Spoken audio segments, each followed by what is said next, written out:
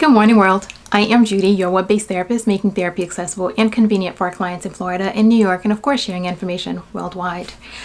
Over the last few days, I've been talking a little bit about what is going on, and I know one of the things that I mentioned, like the broken record that plays all around, is the importance of voting. And one of the things I wanted to touch on today was things that we can do to ensure that to make voting easier.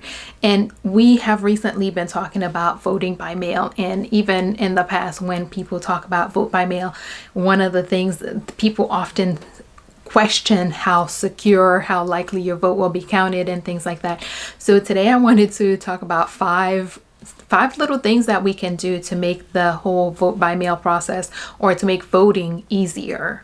The first thing you need to do is make sure that your registration is always up to date, meaning that your registration, and sometimes that may mean that you resubmit your voter registration every few years, because vote by mail, one of the things that often get counted is the signature that they look at. Hey, does your signature on your ballot envelope match the signature that they have on file for you? So if you're updating your vote by mail your voter registration, then your signature is also being updated. So if there's been a change, that will be reflected. So that will in order to make sure that, hey, when you do submit your vote by mail ballot, it will be counted.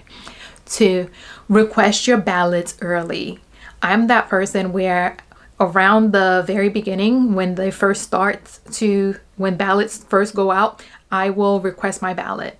And that means that because sometimes even when they send you the ballot, you may not get it. Because I am one of those where I have requested my ballot. There have been times when there was one time, I think 4 years ago, where I actually had to go in and vote, and that's a long story I won't tell you today.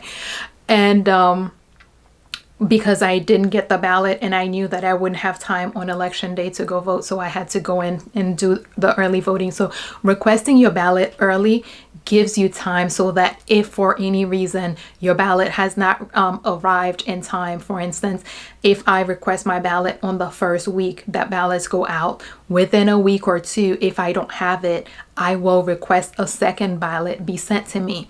And that way, more than likely, one of them will get to me in time. So make sure you request your ballot as early as you can.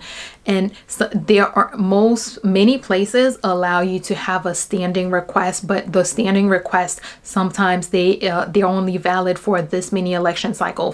For instance, in Palm Beach County, I know that our standing requests are valid for 2 election cycles, and they do send you notice, or they're supposed to send you notice that your vote by mail request is expiring, so that if you want to renew, you can. But sometimes it doesn't get to you, or sometimes it gets to you and you weren't expecting it, and you toss it for me, because of that, it makes it I like to just request my ballot, because I don't want to be in the first drop anyway. 2, vote and return your ballots early. When you return your ballot early, you make sure that it has time to get there. So do whatever research you need to do, so that once you get your ballot, you're ready to go. At least send it in at least a week or 2 before it's actually due, because that gives it time to make sure it gets to your supervisor of elections, that it gets to where it needs to get to, that they get to process your received ballot, that to limit or avoid any issues with your ballot getting there.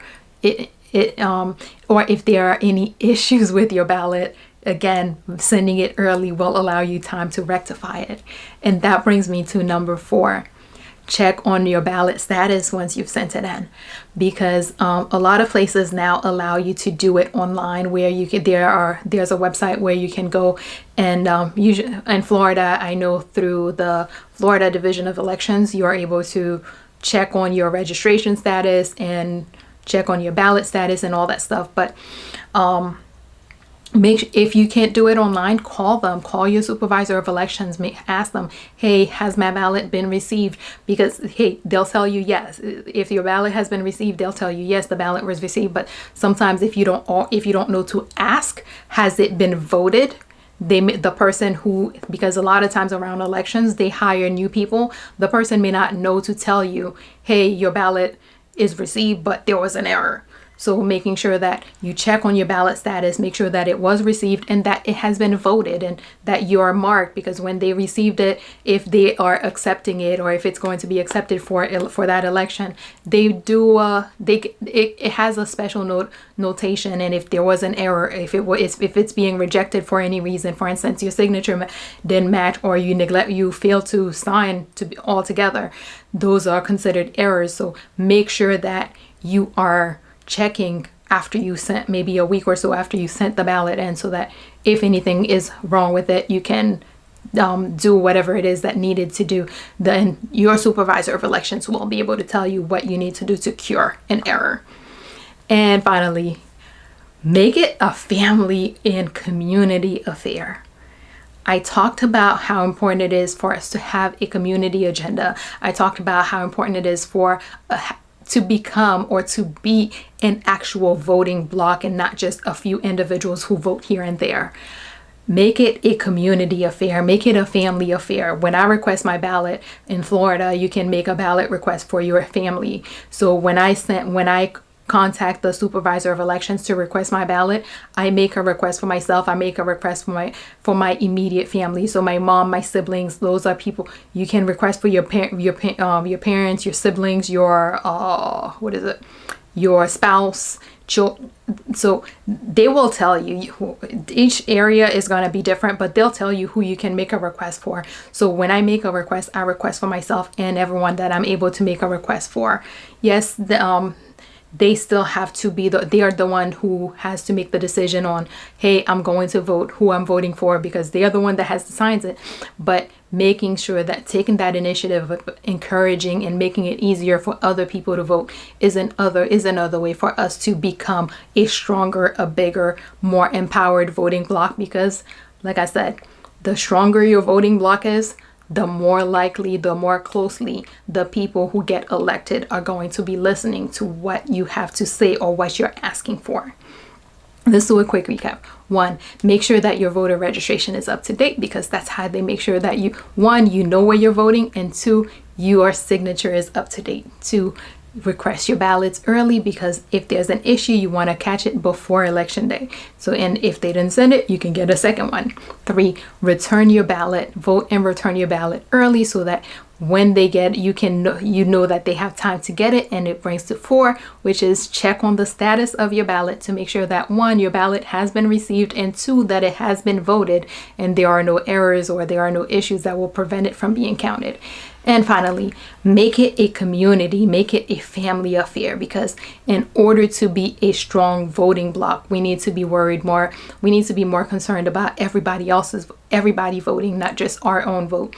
Yes, my vote matters, my vote counts, my vote makes a difference. Yes, one vote can win an election, but having a strong voting bloc is how you get people to listen when you say, hey, these are the things that I need. These are the things that my community needs. The only way you get people to listen to you as a community, as a bloc, as a group, as a people, is if you vote the same way.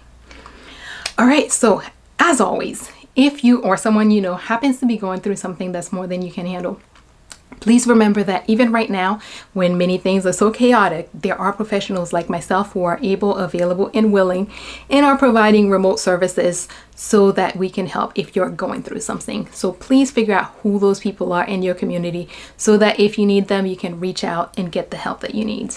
And that is all we have for today. Good morning, world. Have an awesome day.